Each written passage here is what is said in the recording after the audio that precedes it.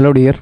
आजकल बच्चे पेपर के पास एक प्रॉब्लम फेस कर रहे हैं कि सर कुछ दिन बचे हैं पेपर के, इस कारण हमें एंजाइटी सी हो रही है, नर्वसनेस हो रही है और पहले हम जितना पढ़ पाते थे ना उतना नहीं पढ़ पा रहे हैं या दिन में उतना आउटपुट नहीं निकाल पा रहे हैं।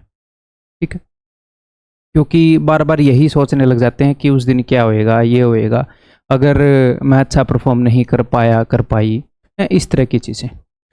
तो मैं आपको एक बात सीधी सीधी बताऊं कि अगर आखिरी के कुछ दिन आप उतने अच्छे से ना पढ़ पाएँ, उतने अच्छे से ना परफॉर्म कर पाएँ जितना आप एक्सपेक्ट कर रहे हो, जितना आप पहले करते थे, तो कोई दिक्कत नहीं है, उससे आपके परफॉर्मेंस पर कोई असर नहीं पड़ेगा। क्लियरली कोई असर नहीं पड़ेगा। अगर आपने अच्छे से पहले मेहनत करी है, क्योंकि अच्छी तैयारी करने के लिए मिनिमम 8-9 महीने लगते हैं और उससे ऊपर तो 1 साल, 1.5 साल, 2 साल, इतना टाइम लेकर बहुत सारे एस्पिरेंट जो है क्वालिफाई करते हैं एसएससी को।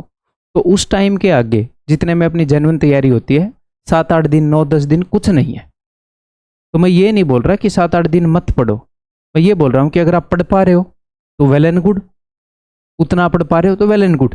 लेकिन अगर आपको ये लग रहा है कि ये तो नहीं होगा कि पूरे दिन ही नहीं पढ़ पा रहे, और लेकिन चाहे जो भी हो, अगर आपने पहले बढ़िया तैयारी की है तो इट डजंट मैटर। ठीक है, आपकी तैयारी हो चुकी है। ठीक है, इतने जो दिन हैं ये उस तैयारी के टाइम के आगे परसेंटेज में कुछ भी नहीं है।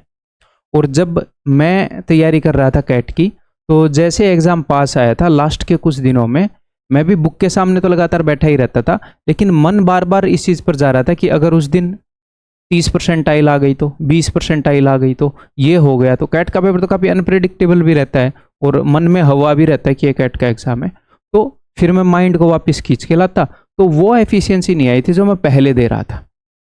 ठीक है, बट वही बात है, अगर हमने पहले मेहनत करी है तो इस चीज़ को लेकर चिंता मत करना। आपको सिर्फ एक चीज़ बार बार रिपीट करनी है। क्या चीज़ रिपीट करनी है? अभी आपका पेपर एक ही चीज़ खराब करा सकती है, उस दिन अगर आप कोई गलत डिसीजन लो तो आप ये मानो, बार बार अपने मन में ये दोहराओ कि अगर कोई मुश्किल कंसेप्ट आया, कोई मुश्किल क्वेश्चन आया, तो वो मेरे लिए नहीं, सबके लिए मुश्किल होगा, क्योंकि मैंने तैयारी तो की है ना।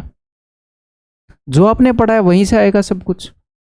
और इतनी हड़बड़ी भी नहीं है कि एक एक सेकंड की मारामारी है, ये भी मैं आपको स्टार्टिंग से बताता हूं, तो हमें हड़बड़ाने की जरूरत भी नहीं है। ठीक है, तो ये ध्यान रखना कि कोई भी चीज आपको मुश्किल लग रही है तो वो सबके लिए मुश्किल होगी। अगर मान लो जीके मुश्किल आ गई तो बच्चे हड़बड़ा जाते हैं, तो वो सबके लिए मुश्किल होगी। तो बार बार अपने मन को ये याद दिलाओगे तो उस दिन भी इसे प्रैक्टिस में ला पाओगे। ठीक है भाई, तो मैं यही कहना चाहूँगा कि इस चीज़ को अपने दिमाग पर हावी मत होने दो। काम कर पा रहे हो वेल एंड गुड, बहुत बढ़िया, नहीं कर पा रहे हो कोई दिक्कत नहीं है। बस अब अपने माइंड सेट को तैयार करो और काम करने की कोशिश करते रहो, रिवीजन करने की। ठीक है भाई।